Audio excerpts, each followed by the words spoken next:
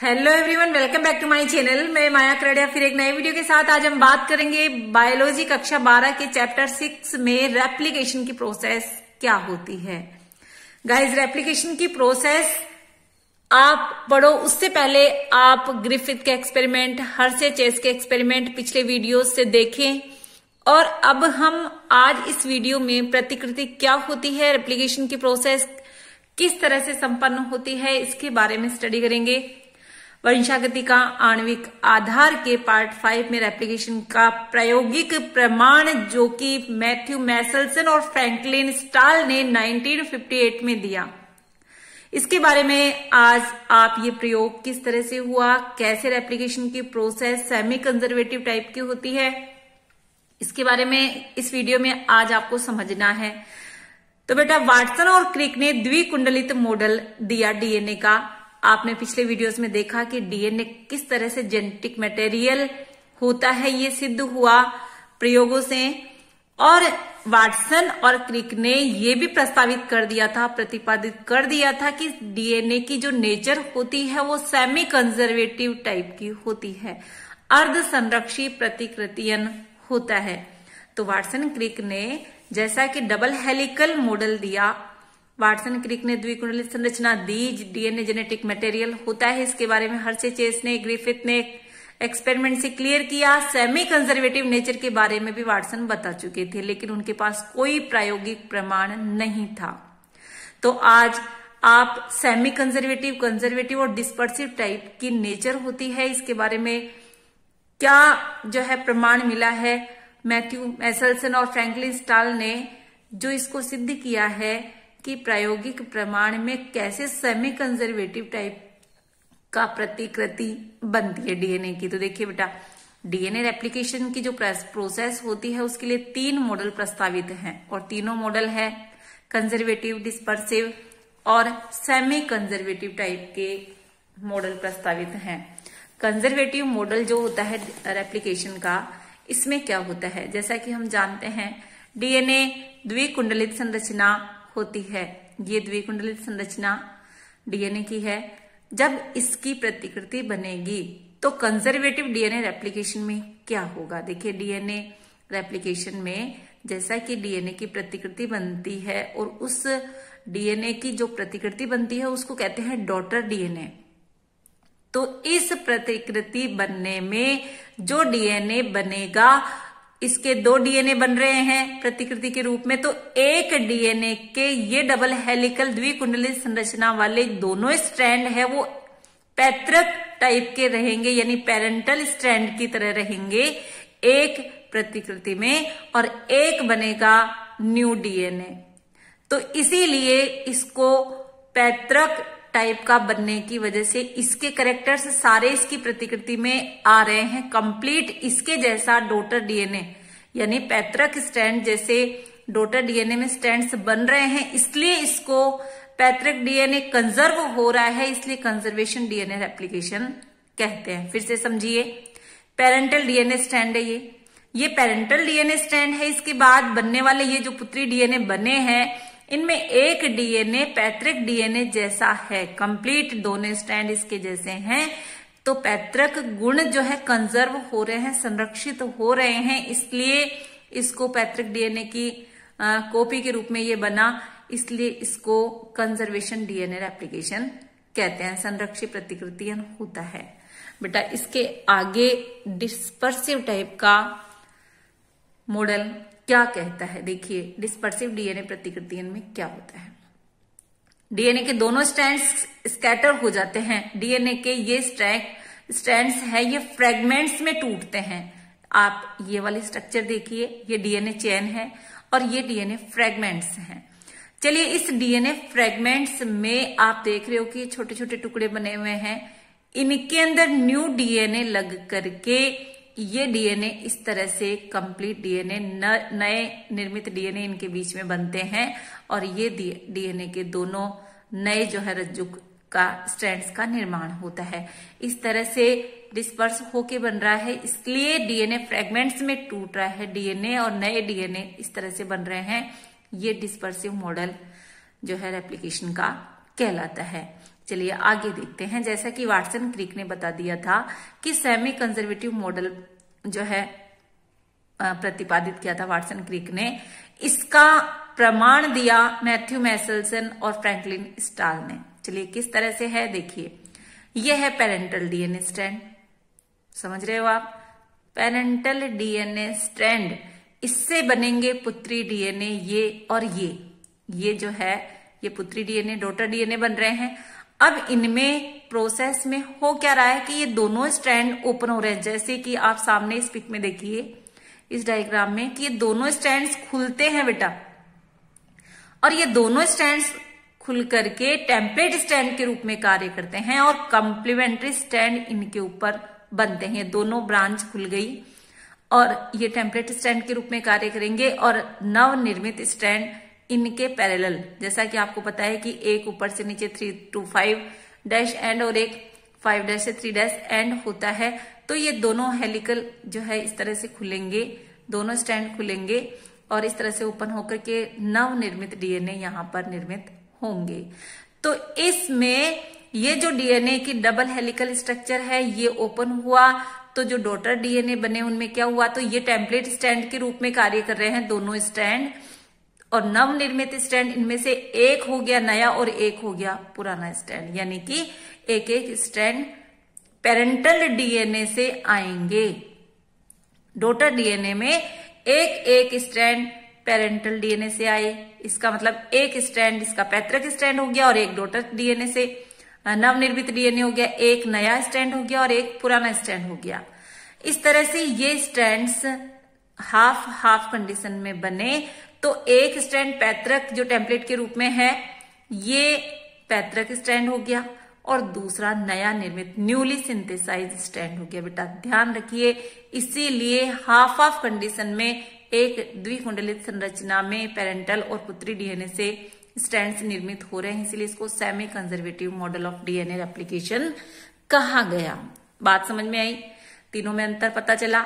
चलिए अब इसका मैथ्यू मैसेल्सन और फ्रैंकलिन स्टाल ने एक्सपेरिमेंट के थ्रू ये कैसे सिद्ध किया। ई कोलाई बैक्टीरिया के डीएनए को इसमें लिया गया, एस्चेरिचिया कोलाई पर एक्सपेरिमेंट किया गया। देखिए एक्सपेरिमेंट क्या था, एक्सपेरिमेंट में ये जो NH4Cl अमोनियम क्लोराइड है इसमें नाइट्रोजन का आइसोटोप लिया हैवी, यानी N15।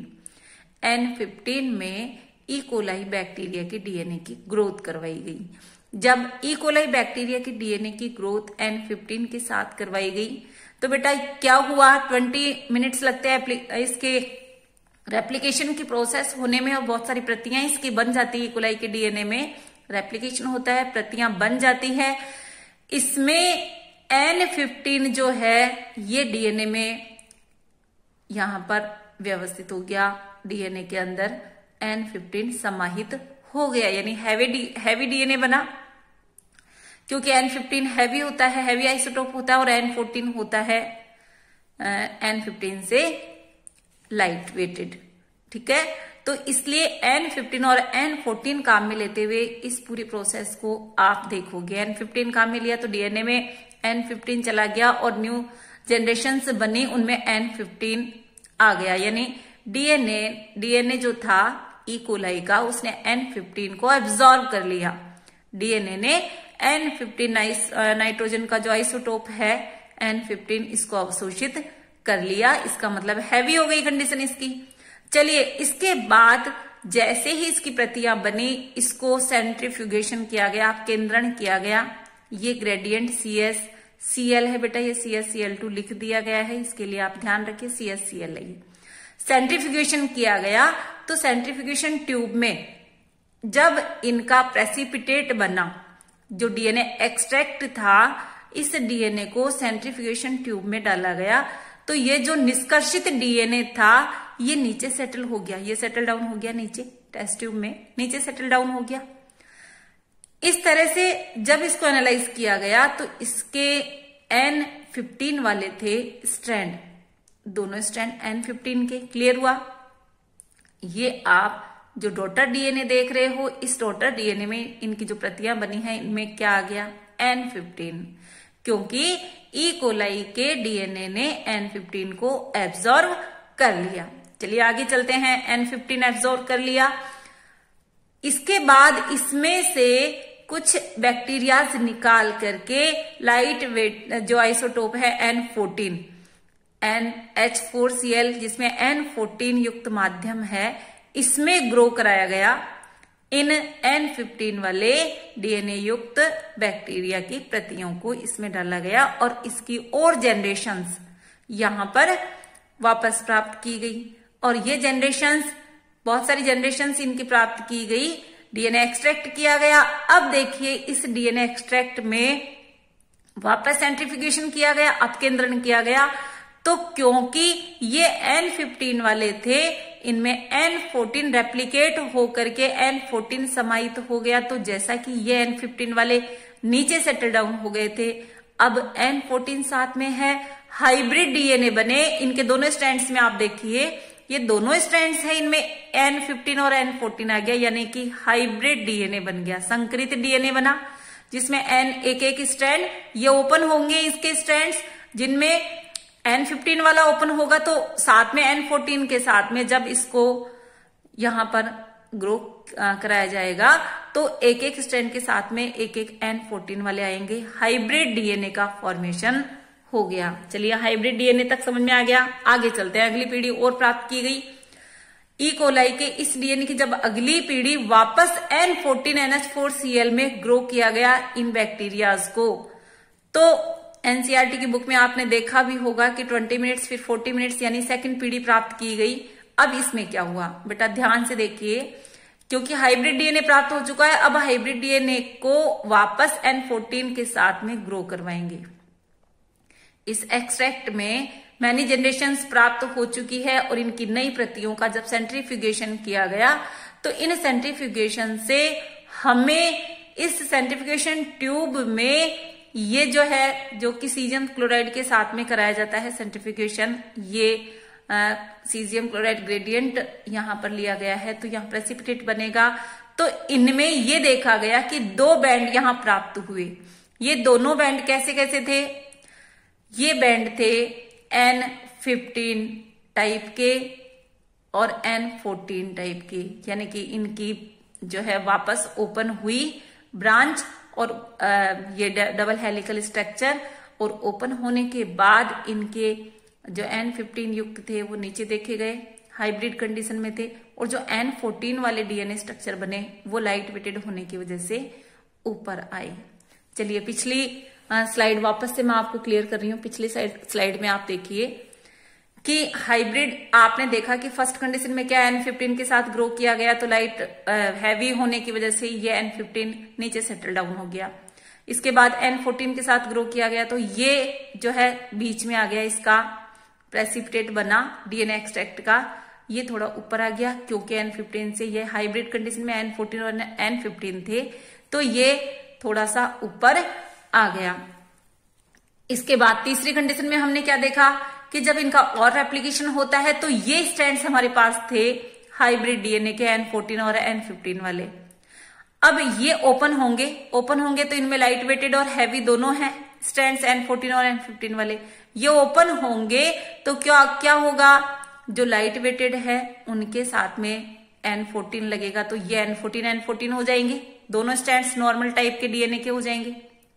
चलिए एक एक स्ट्रैंड इनमें हैवी स्ट्रैंड है तो ये ओपन होगा तो इनके साथ 14 वाला लग करके ये वापस इस तरह के हाइब्रिड डीएनए हमें प्राप्त होंगे। जब इनका सेंट्रीफ्यूगेशन किया जाएगा तो बच्चों ये ध्यान रखिएगा कि जो लाइट वेटेड है वो ऊपर आ गए और जो हैवी थे N15 युक्त ये नीचे बैंड बनाएंगे। बात समझ में आ रही है? इसी तरह के बैंड आपको एनसीईआरटी की बुक में भी क्लियर हो रहे होंगे। जहां आपको समझ में नहीं आया है आप बहुत अच्छे से इसको देखिए, समझिए। अब आगे देखिए, ये कंडीशन आपको प्राप्त हो चुकी है। समराइज करती हूं वापस से। डीएनए की द्विकुंडलित रचना वाटसन और क्रिक ने 1953 में दी थी। डीएनए की प्रतिकृति की योजना प्रस्तावित कर दी थी कि किस तरह से एप्लीकेशन होता है।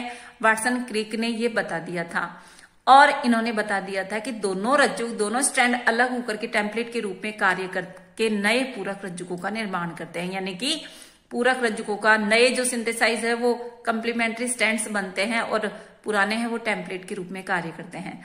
प्रतिकृति के पूर्ण होने के बाद जो डीएनए अणु बनता है उसमें क्या क्या क्या होता है, एक पैतृक और एक नवनिर्मित लड़ी रज्जु होती है, यानी एक नया स्टैंड और एक पैतृक स्टैंड, पुराना स्टैंड। इसीलिए डीएनए प्रतिकृति की यह योजना सेमी कंजर्वेटिव योजना कहलाई। आप देख रहे हैं सामने पिक में भी इस तरह के ये जो स्टैंड्स है ओपन होते हैं और इनपे न्यूली सिंथेसाइज डीएनए आप ये न्यूली सिंथेसाइज हो रहे हैं दोनों में कंप्लीमेंट्री स्टैंड। तो इस तरह से सेमी कंजर्वेटिव टाइप की मैथ्यू मैसेल्सन ने क्लियर किया प्रायोगिक प्रमाण के द्वारा। देखिए प्रायोगिक प्रमाण मैथ्यू मैसेल्सन फ्रैंकलिन स्टाल ने 1958 में दिया, जिसमें सिद्ध किया डीएनए का अर्ध संरक्षित प्रतिकृतियन होता है। इसके बारे में इस्चेरिचिया कोलाई बैक्टीरिया को लिया गया काम में और यही कंडीशन उच्च जीवों के अंदर देखी गई। ई कोलाई बैक्टीरिया को संवर्धन में विकसित किया, किसमें संवर्धन में, N15 युक्त अमोनियम क्लोराइड में। इस भारी डीएनए अणु को सामान्य डीएनए से सोडियम क्लोराइड के घनत्व प्रवणता में अपकेंद्रण करने से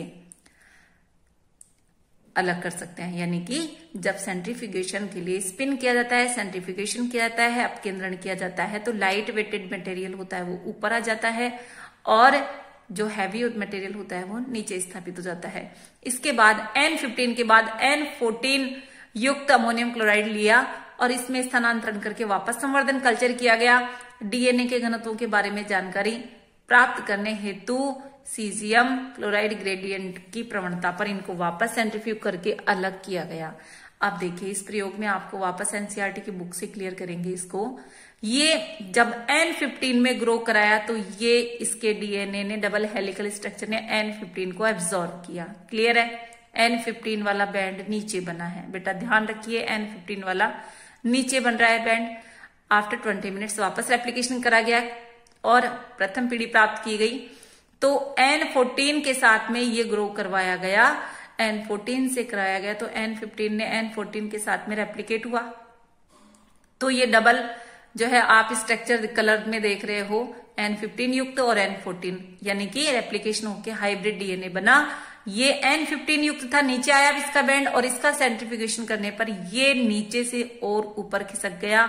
ये हाइब्रिड डीएनए है N14 और N15, इसलिए ये ऊपर आ गया। चलिए आगे देखते हैं। अब वापस जब इसको N14 के साथ में इस डीएनए इस हाइब्रिड डीएनए को वापस इस बैक्टीरिया को जब ग्रो कराया गया इस हाइब्रिड कंडीशन में N14 के साथ में, तो ये दोनों स्ट्रैंड ओपन होंगे। बेटा ध्यान रखिए दोनों स्ट्रैंड ओपन हो रहे हैं, तो इनमें लाइट वेटेड स्ट्रैंड हो गए ये दोनों। चलिए एक एक इनके स्ट्रैंड है हैवी N15 युक्त।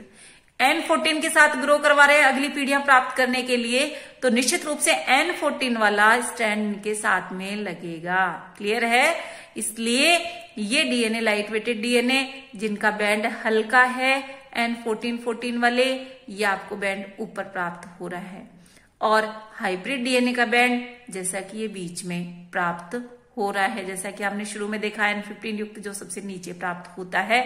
इससे क्या पता चला कि ये डीएनए की डबल हेलिकल स्ट्रक्चर ओपन होती है और ओपन होकर के न्यूली सिंथेसाइज्ड डीएनए बनाती है। डीएनए टेम्पलेट के रूप में कार्य करेंगे ये, और newly synthesized DNA complementary DNA in strands पर बनते चले जाएंगे। तो उम्मीद करती हूँ कि आपको बहुत अच्छे से ये चीज समझ में आ रही होगी। इस एक्सपेरिमेंट को बेटा अच्छे से समझ लेना। इस प्रकार संवर्धन जिसमें N15 से N14 माध्यम पर एक पीढ़ी तक स्थानांतरित किया गया था, इससे डीएनए निष्कर्षित करने पर पाया कि इसका घनत्व संकरित था। इसका जो घनत्व देखा गया, डेंसिटी देखी गई, तो ये डेंसिटी भी इसकी संकरित हाइब्रिड कंडीशन में थी, मध्य का था। डीएनए जो दूसरी पीढ़ी में यानी 40 मिनट बाद द्वितीय पीढ़ी के संवर्धन से निष्कर्षित किया गया कि समान मात्रा में संकरित डीएनए हल्के डीएनए से मिलकर बना हुआ है। ये बात आपको अच्छे से क्लियर हो गई होगी। ठीक इसी तरह का एक्सपेरिमेंट आगे टैलेट और सहयोगियों ने किया 1958 में विसिया फाबा में। इस पर नवनिर्मित डीएनए गुणसूत्र में वितरण का पता लगाने के लिए इन्होंने थाइमिडिन, विकिरण सक्रिय थाइमिडिन का प्रयोग किया। बेटा इस प्रयोग से यह सिद्ध हो गया कि गुणसूत्र में डीएनए अर्ध संरक्षित तरह से प्रतिकृतित करता है, यानी कि सेमी कंजर्वेटिव डीएनए नेचर होता है। चैनल को सब्सक्राइब नहीं किया है तो गाइस चैनल को सब्सक्राइब कर दे। उम्मीद करती हूँ को आपको समझ में आया होगा और आप पिछले वीडियो के डिस्क्रिप्शन बॉक्स में लिंक प्राप्त कर सकते हैं। Okay guys, thanks for watching.